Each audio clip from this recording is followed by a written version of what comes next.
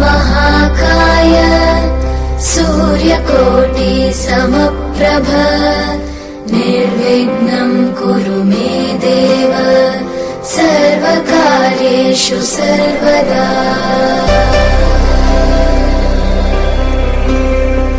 वक्रतुण्ड महाकाय सूर्यकोटि समप्रभ